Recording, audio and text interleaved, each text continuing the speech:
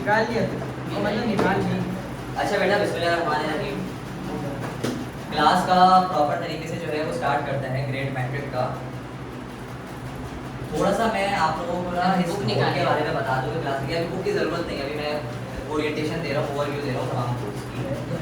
अच्छा ऐसा है कि हमारे पास जो क्लासेस चलेंगी सारी मैट्रिक की वो होंगी हाइब्रिड क्लासेस। अब हाइब्रिड क्लासेस का मतलब क्या है कि एट द सेम टाइम आप लोग तो क्लास ले रहे होंगे, हर क्लास की प्रॉपर्ली वीडियो भी रिकॉर्ड हो रही होगी और वो अपलोड भी हो रही होगी। उससे फ़ायदा क्या होगा? सर आपके पास यूट्यूब इनकम आएगी? नहीं, ये फ़ायदा नहीं होगा। उससे ज़्यादा फ़ायदा ये होगा, सर हमारी पार्टी का उससे ज़्यादा फ़ायदा ये होगा, बैठ जाओ सर फेमस हो बस उसको छोड़ दो। इससे ज़्यादा फ़ायदा ये होगा कि आज मैं आप लोगों को फॉर एग्जाम्पल एक स्नेल्स लॉ पढ़ाता हूँ। मैट्रिक में फिजिक्स में स्नेल्स लॉ नाम की चीज़ है। अब हम लेट से थोड़ा सा आगे बढ़ते हैं और पेपर के करीब आ जाते हैं। पेपर के करीब आकर आपको पता चलता है कि सर स्नेल्स लॉ तो बहुत इंपॉर्टेंट है और सर ने हमें समझाया तो था, लेकिन अब हमारे जहन से निकल रहा है। तो एज अ रिजल्ट फिर आप क्या करोगे? आप यूट्यूब पे जाओगे, आप वो वीडियो ऑन करोगे और वही मेरा लेक्चर बार-बार आपके सामने आ जाएगा और उससे आप रिवाइज कर लोगे। पहली चीज़। दूसरी चीज़ के लेट से अगर कोई बच्चा रेगुलर क्लास में नहीं आ पा रहा, जैसे एक बच्चे की तबीयत खराब हो गई है, एक बच्चा कहीं चला गया, तो उसकी क्लास ज़ाया नहीं होगी। वो रिकॉर्डिंग देख सकता है घर पे बैठ के बाद में भी, कि जैसे कि आज एक बच्चा एब्सेंट है तो वो क्लास की जो प्रॉपर रिकॉर्डिंग है वो घर पे बैठ के भी देख सकता है। ठीक है सर, अब हम आएंगे। तो मैट्रिक की जो क्लास है वो थोड़ा सा चलेगी हाइब्रिड मॉडल में। अच्छा अभी तो फिलहाल ये यूट्यूब पे जाएंगे, वीडियो के 10 लेक्चर, फिर इसके बाद एक पोर्टल आप लोगों का बनेगा, तो जो एनरोल्ड स्टूडेंट्स इंशाल्लाह वो उसमें होंगे और एल्स अभी तो फिलहाल कुछ अर्से तक यूट्यूब पे वीडियोस आएंगी।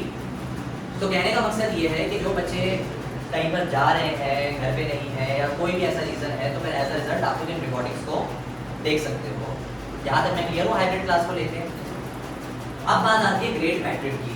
अच्छा ग्रेड 9 और मैट्रिक में कुछ सब्जेक्ट्स के डिफरेंस हैं।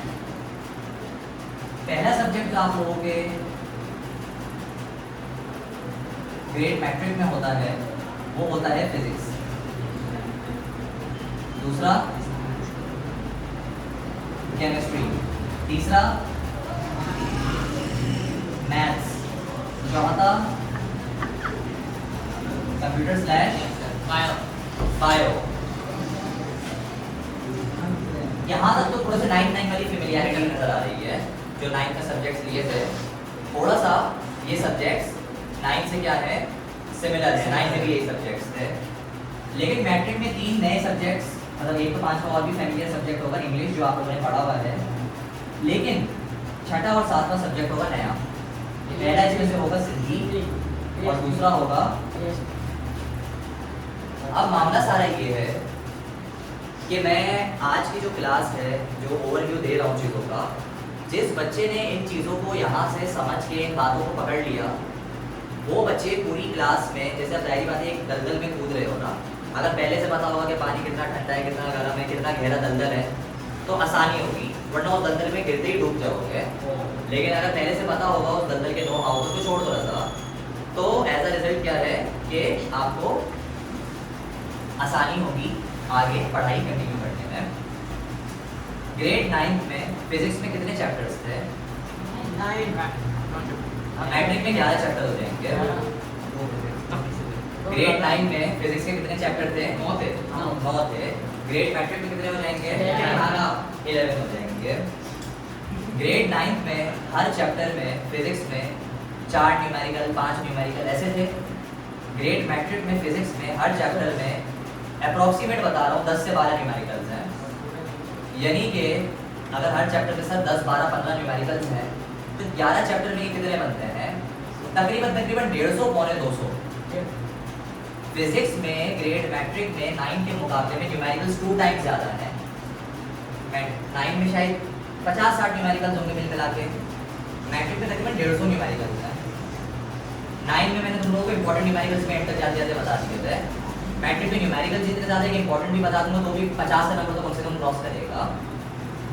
तो कहने का मकसद ये है कि फिजिक्स के सिर्फ एक न्यूमेरिकल वाले पोर्शन को ही देखा जाए तो 9 के मुकाबले में 10 टाइम्स डिफिकल्ट तो फिजिक्स के मैट्रिक के न्यूमेरिकल्स का पोर्शन है। यानी कि 9 में तो मैंने ऐसा किया था ना कि एंड में सारे न्यूमेरिकल्स करा दिए थे, मैट्रिक में ऐसा नहीं हो पाएगा। मैट्रिक में मुझे time to time chapter by chapter सारे न्यूमेरिकल्स जो है वो करवाने आपको पड़ेंगे।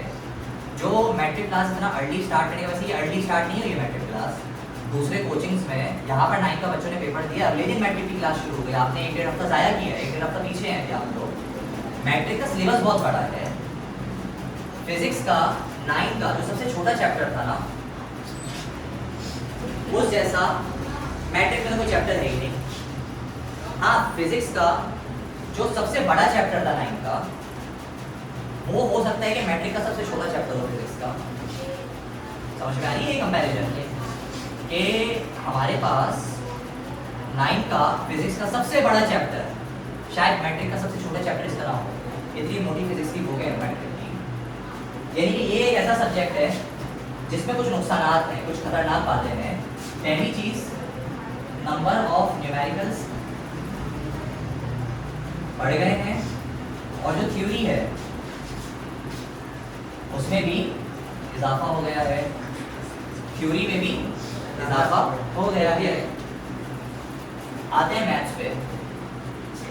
अच्छा, ग्रेड 9 में आप लोगों ने जो मैथ्स पढ़ी, उसकी थोड़ी सी चीजें आप लोगों ने ग्रेड 8 में भी पढ़ी थी, याद है? ग्रेड 9 की जो मैथ्स थी वो ग्रेड 8 में भी पढ़ी थी, तो अच्छी प्रिपरेशन थी उसकी। ग्रेड 9 की मैथ्स फिर इतनी मुश्किल भी नहीं थी, क्योंकि ग्रेड 9 में एक चीज़ समझाई थी, वो क्या था कि ग्रेड 9 में बुक से हटकर कुछ भी नहीं आता, जो बुक के अंदर है वही पेपर में आएगा। और ऐसा हुआ भी। 9 के जब आपने मैथ का पेपर दिया, तो जो चीज़ किसके अंदर थी बुक के अंदर भी वही क्वेश्चन, वही वैल्यू पेपर में आए। सर आपने केमिस्ट्री स्किप किया, मैथ्स पे आ गए, बिल्कुल ऐसे ही है। लेकिन ग्रेड मैट्रिक में मैथ्स ऐसी है जिन चैप्टर्स के ना आपने नाम सुने हैं, ना आपने उन चैप्टर्स को कभी पढ़ा है इससे पहले। वेरिएशंस के बारे में इससे पहले सुना, पढ़ा, ट्रिग्नोमेट्री, ये सारी चीजें जो है वो मैट्रिक में आएंगी। यानी कि मैट्रिक में 3 किस्म की मैथ्स मिला के दी हुई है। वो बच्चे जो आगे जाके इंजीनियरिंग लेते हैं, अच्छा इंजीनियरिंग में बड़ी बड़ी स्ट्रॉन्ग मैथ्स होती है, बड़ी हैवी मैथ्स होती है, तो जो बच्चे इंजीनियरिंग लेते हैं उनके लिए भी मैथ्स रखी गई है मैट्रिक में। जो बच्चे कॉमर्स लेते हैं उनके लिए भी मैथ्स, स्टैटिस्टिक्स रखी गई है। स्टैटिस्टिक्स एक सब्जेक्ट का नाम होता है, वो मैथ्स के साथ रखा गया है थोड़ा सा, बेसिक स्टैटिस्टिक्स के नाम से। और जो बच्चे कंप्यूटर साइंस लेते हैं वो लोग जो मैथ्स पढ़ते हैं वो भी मैट्रिक में रखी गई है। यानी मैट्रिक की मैथ्स इतनी मुश्किल है, मैं कोई इसे डरा नहीं रहा, आप लोगों को ये हकीकत बात बता रहा हूँ कि मैट्रिक की मैथ्स इतनी मुश्किल है कि जो बच्चा ये समझ के मैट्रिक की मैथ्स की क्लास में बैठेगा कि 9 जैसी मैट्रिक की क्लास होगी, तो ऐसा नहीं है। 9 की जो मैथ्स थी वो बहुत आसान थी। मैट्रिक की मैथ्स 9 के मुकाबले में 10 गुना भी नहीं, 20 गुना मुश्किल है। तो मैट्रिक में मैथ्स को पढ़ना भी पड़ेगा। दूसरी चीज़ ये है, 9 में बहुत बेसिक सी अलजेब्रा थी, इधर आके प्लस हो रहा है, उधर माइनस हो जाएगा, इधर मल्टीप्लाई हो रहा है, उधर डिवाइड हो जाएगा। मैट्रिक में ये गेम नहीं है। मैट्रिक में मैथ्स के इतने हैवी फॉर्मूलाज हैं, डेरिवेशंस है, इक्वेशंस हैं कि आप लोगों के दिमाग की धज्जियां उड़ जाएगी अगर ढंग से नहीं पढ़ा। इसका मतलब मैथ्स का जो कोर्स है वो तो बढ़ गया है, प्लस डिफिकल्टी भी बहुत ज़्यादा बढ़ गई है। तो इसलिए जो बच्चा मैथ की क्लास में एक दिन भी एब्सेंट हो गया, मैं उसको जमानत से ये बात कहता हूँ अगली क्लास में उसके ऊपर से जारी होंगी चीज़ें कि सर क्या पढ़ा रहे हैं। यही रीज़न है कि मैट्रिक में मैथ्स क्लास ज़्यादा ज़्यादा होती है, उसमें 2 या 3 क्लासेस हफ्ते में हो मैथ्स की। हाँ, जो बच्चा रेगुलर रहेगा, रेगुलर पढ़ेगा, रेगुलर प्रैक्टिस करेगा, उसके लिए मैथ्स मुश्किल नहीं होगी। कंप्यूटर और बायो की बात करते हैं। 2 बच्चे सब बायो के मौजूद है, बाकी कंप्यूटर के हैं। सबसे पहले ना मैं कंप्यूटर की बात करता हूँ। देखो बायो तो वैसे ही जनरली मुश्किल कंसीडर की जाती है, 9 की भी बायो थोड़ी सी मुश्किल ही कंसीडर की जाती है कंप्यूटर के मुकाबले में। एक इशू ये है, 9 में जब आप लोग कंप्यूटर पढ़ रहे थे तो आप लोग पढ़ रहे थे first generation of computer, second generation of computer, world wide web, सब चीज़ों के बारे में पढ़े थे। बहुत बेसिक बातें हैं, कोई इतनी मुश्किल बातें नहीं है आजकल के बच्चों के लिए कंप्यूटर के। लेकिन वो बच्चा जो फर्स्ट जनरेशन सेकंड जनरेशन पढ़ के आया है, उसको मैट्रिक में सीधा प्रोग्रामिंग पे फेंक दिया। C++, जावा, स्क्रैच एक सॉफ्टवेयर होता है जिससे आप वेबसाइट डिजाइन कर सकते हो। C++ प्रोग्रामिंग लैंग्वेज है, पाइथन, जावास्क्रिप्ट, ये सारी चीज़ें मैट्रिक में आते के साथ ही आप लोगों को प्रोग्रामिंग के ऊपर फेंक दिया जाता है। यानी वो बच्चे जो इंटर में कंप्यूटर साइंस लेके अपनी फ्यूचर को बनाते थे कंप्यूटर की फील्ड में, वो कोर्स मैट्रिक में पढ़ाया जाता है कंप्यूटर का। यानी कंप्यूटर की जो मैट्रिक है, इसमें थोड़ा सा वो भी रहता है, इख्तिलाफ भी रहता है कि 9 में बच्चा इतना इमैच्योर है, वो first generation, second generation, DBMS, antivirus, मुख्तलिफ वायरस की किस्में ये सब पढ़ के मैट्रिक में आ रहे हैं। यार आप उसको सीधा C++ की प्रोग्रामिंग लैंग्वेजेस सिखा रहे हो, आप उसको स्क्रिप्ट और स्प्राइट यूज करके स्क्रैच पे प्रोग्रामिंग करना सिखा रहे हो, आप उसको ऐप्स बनाना सिखा रहे हो, आप उसको डेवलपमेंट सिखा रहे हो। मुश्किल काम नहीं है। तो जो बच्चे ये बड़े मज़े में थे ना, हमने तो 9 में कंप्यूटर लिए, अभी तो बड़ा आसान है हमारा मामला। मैट्रिक में आकर मामला कंप्यूटर के बच्चों के लिए इतना मुश्किल हो जाता है जिसकी कोई हद नहीं है। मैट्रिक में कंप्यूटर बहुत मुश्किल है। और सर बायो तो वैसे ही 9 में मुश्किल थी, बायो का एक लेवल और ऊपर मैट्रिक में हो जाता है। बायो का सिलेबस भी बढ़ गया है और डिफिकल्टी भी थोड़ी सी बढ़ी, लेकिन जितनी ज़्यादा डिफिकल्टी कंप्यूटर के बच्चों के लिए बढ़ी है उतनी ज़्यादा डिफिकल्टी बायो के बच्चों के लिए नहीं। इसलिए कंप्यूटर के बच्चों को थोड़ा तगड़ा होना पड़ेगा, कंप्यूटर की क्लास को लेकर समझना पड़ेगा। इसका मतलब कंप्यूटर और बायो की डिफिकल्टी प्लस प्लस दो ज़्यादा प्लस। हाँ, कंप्यूटर के जो बच्चे हैं उनकी difficulty plus plus plus plus plus plus. कल आपको यहाँ पे पाउच मिला था? मैं यहाँ शादी गया था, तुम्हारा रह गया था। मैं मेड ने उठा लिया तो ऑफिस में रखा हुआ होगा। अच्छा जी, अभी तक सब खतरनाक बातें हो रही हैं। Yes sir. अभी थोड़ी हल्की बात करें या खतरनाक बात करें? केमिस्ट्री। Yes sir. अच्छा, केमिस्ट्री की जो बुक है ना वो 9 के मुकाबले में पतली है मैट्रिक की। जब आप लोग लोगे ना 9 की बुक काफ़ी मोटी थी, केमिस्ट्री की मैट्रिक की बुक पतली है। यानी कि जो सिलेबस है, यानी कि जो कोर्स है वो रिड्यूस हुआ है। केमिस्ट्री का कोर्स है तो रिड्यूस हुआ सर। हाँ, और डिफिकल्टी मेरे हिसाब से थोड़ी सी रिड्यूस हुई है केमिस्ट्री की मैट्रिक में। यानी जिस बच्चे ने 9 की वो पढ़ी ना केमिस्ट्री, जिसमें रदरफोर्ड का गोल्ड एक्सपेरिमेंट और इलेक्ट्रोकेमिस्ट्री और केमिकल बॉन्डिंग, ये सारी चीज़ें जो बच्चा पढ़ के आ गया है, उस बच्चे को ये वाली केमिस्ट्री थोड़ी सी इजी भी लगेगी। हाँ, लेकिन जिस बच्चे ने 9 की केमिस्ट्री ढंग से नहीं पढ़ी उस बच्चे को मुश्किल पेश आएगी। मैं मैट्रिक में केमिस्ट्री यही सोचते हुए पढ़ाऊँगा कि यार तुम लोगों को जो है वो 9 में तो लोगों ने कुछ भी नहीं पढ़ा, लेकिन अच्छा पढ़ा है मुझे पता है, लेकिन मैं मैट्रिक की केमिस्ट्री यही सोच के पढ़ाऊँगा कि 9 में कुछ भी नहीं पढ़ा हुआ, ताकि जिसने 9 में कुछ नहीं भी पढ़ा हुआ तो उसको भी आसान है, जिसने पढ़ा हुआ है तो उसका भी रिवीजन हो जाए। ऐसे ही है। Yes sir. हो गई बस ये हल्की बात थोड़ी सी होगी, इसके अलावा कुछ भी नहीं है। इंग्लिश। अच्छा, अब इंग्लिश में ना थोड़ी सी प्रॉब्लम ये है मैट्रिक में, चैप्टर्स हैं। अच्छा, 9 के जो चैप्टर्स थे ना वो आप लोगों ने 8 में भी पढ़े हुए थे इंग्लिश के। मैट्रिक के तो बिल्कुल नए चैप्टर्स हैं, इससे पहले पढ़े हुए नहीं हैं। फ्रेश जब कभी खुले। दूसरी चीज़ ये है कि मैट्रिक की जो इंग्लिश ग्रामर है ना वो 9 के मुकाबले में ज़रा मुश्किल हो गई है।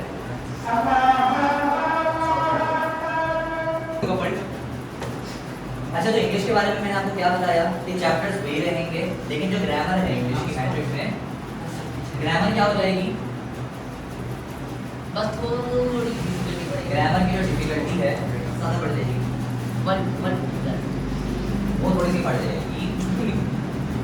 अच्छा, सिंधी की बात आती है तो मैट्रिक में आपके पास 9 में आपके पास जो है वो उर्दू हुआ करती थी। उर्दू की जगह पर अब मैट्रिक में सिंधी आ गई है, और अब जब सिंधी आ गई है तो आज के बाद ज़िंदगी में कभी भी सिंधी दोबारा आप लोग नहीं पढ़ोगे। मतलब मैट्रिक में आप लोग लास्ट सिंधी पढ़ रहे हो, इसके बाद सिंधी कभी भी नहीं पढ़ोगे। सर फ़ायदा है कुछ, फ़ायदा वैसे भी नहीं, मैट्रिक में पढ़ने का भी नहीं है। हाँ, बस इतना है कि आगे जाकर अगर टीचिंग इंडस्ट्री में आते हो तो नहीं सर, सिंधी मतलब सिंधी भी जाएगा तो सिंधी आएगी। और तो अगर मुझसे कोई पूछे कि सर उर्दू हट के सिंधी आ गई है तो डिफिकल्टी बढ़ी या कम हुई, ये एक सब्जेक्टिव डिसीजन है। कुछ बच्चे ऐसे होते हैं जिनको सिंधी पढ़ने में मज़ा आता है, पढ़ते हैं लिखने में मुश्किल है। हाँ, कुछ ऐसे होते हैं जिनको मुश्किल लगती है, तो ये कम्प्लीटली जो है सब्जेक्टिव सी बात है। हाँ, बात करते हैं पीएचडी की। पीएचडी एक ऐसा सब्जेक्ट है जो मैं ये कहता हूँ कि जिस बच्चे ने मुझसे पढ़ लिया उस बच्चे को पाकिस्तान की हिस्ट्री, पाकिस्तान का प्रेजेंट और पाकिस्तान का फ्यूचर बहुत अच्छे तरीके से क्लियर हुआ नजर आएगा। पाकिस्तान स्टडीज जो कहते हैं पीएचडी, मेरा इरादा था कि कोई दूसरा टीचर रखूँगा पढ़ाने के लिए, लेकिन इस बैच में भी मैं खुद ही पढ़ा रहूँगा, पीछे की डिस्ट्रक्शन खत्म करूँगा। उसका रीज़न ये है कि पीएचडी का जो सिलेबस है वो एक तो बहुत बड़ा है। मतलब मैट्रिक में 9 इस्लामिया थी, इसकी जगह पर मैट्रिक में क्या आ गई है, ये सभी पीएचडी आ गई है। तो पीएचडी का जो सिलेबस है वो बड़ा है, लेंदी है, और पीएचडी में एक मसला ये है कि इसके सवाल जवाब बहुत लेंदी होते हैं। इसके जो क्वेश्चन आंसर्स है ना वो बहुत डिटेल्ड होते हैं, मतलब एक शॉर्ट भी लिखते हो ना वो भी 1.5-2 पेज पे चला जाता है, लॉन्ग तो फिर 5-5 पेजेस के होते हैं पीएचडी के। अच्छा, पीएचडी के मेरे अपने बनाए हुए नोट्स हैं, तो वो टाइम टू टाइम तुम लोगों को मिलते रहेंगे, और मेरे बनाए हुए नोट्स ऐसे हैं कि वो बहुत प्रिसाइज है, मतलब वो इतनी लंबी नहीं करेगी उसमें। तो ये है कि पीएचडी अगेन इस्लामियत को हटा के आप लोग क्या एक नया सब्जेक्ट है, पीएचडी और सिंधी जो है वो 2 नए सब्जेक्ट हैं। डिफिकल्टी कहाँ पर बड़ी डिफिकल्टी वही है। डिफिकल्टी देखो, पीएचडी कुछ लोगों को मुश्किल लगती है क्योंकि बहुत लेंदी होती है, लेकिन मैं पीएचडी जिस तरीके से समझाऊंगा और जिस तरीके से नोट्स प्रोवाइड करूंगा तो तुम लोगों को इंशाल्लाह उसमें ऐसी खास मुश्किल पेश नहीं है। ऐसा उर्दू याद करना मुश्किल होती है, शायद वो मुश्किल नहीं थी जो इस्लाम में भी गई है। हाँ। दिमाग से समाज में नहीं बस फिर सही है, फिर पीएचडी तुम्हारे लिए आसान होगी अगर इंग्लिश याद करते हो। अच्छा, मैं कल के दिन से प्रॉपर सिलेबस स्टार्ट करवाऊंगा, तो आज जितनी भी इधर उधर की बातें हैं मैंने हर सब्जेक्ट के बारे में बहुत डिटेल में बात कर ली है। अब इसके अलावा इधर उधर की जितनी भी बातें हैं सब्जेक्ट से रिलेटेड वो मुझसे पूछ लो। आज के बाद मैं उन चीज़ों का जवाब नहीं दूंगा। उसका रीज़न ये है कि आपका मैट्रिक का सिलेबस इटसेल्फ इतना लेंथी है कि जब मैं शुरू करवाऊंगा तो 1.5 घंटा लिखना भी पड़ेगा, उसको याद भी करना पड़ेगा, उसको समझना भी पड़ेगा। सिलेबस बहुत लेंथी है मैट्रिक का। जितना टाइम 9 के बच्चे को सिलेबस कंप्लीट करने के लिए चाहिए होता है, मैट्रिक में उसको 2 गुना टाइम चाहिए होता है सिलेबस कंप्लीट करने के लिए, क्योंकि लेंथी सिलेबस और डिफिकल्ट सिलेबस भी है। 9 आप पहले से पढ़ के आ रहे होते हो 8 में, मैट्रिक आप बिल्कुल नहीं पढ़ रहे होते हो। दूसरा, मैट्रिक में एक प्रॉब्लम है, और वो प्रॉब्लम क्या है?